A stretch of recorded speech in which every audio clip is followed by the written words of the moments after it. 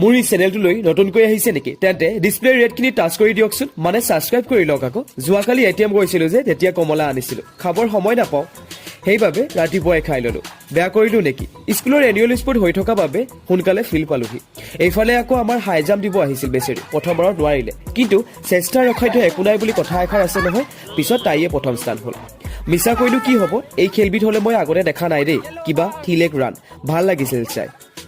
আৰু এইফালে জীৱনত প্ৰথমবাৰ মই কাবাডী ৰেফাৰী নিয়মখিনি হলে শিকি লৈছো দেই শিক্ষক হৈছো যেতিয়া জানিবই লাগিব নহয় জানো ক্ৰিকেটত বহুত বেছি ৰাফ নাই তথাপিও ষ্টুডেণ্ট কেইটাৰ লগত অলপ খেলি চালো সিহঁতে কিন্তু উৎসাহ দিছে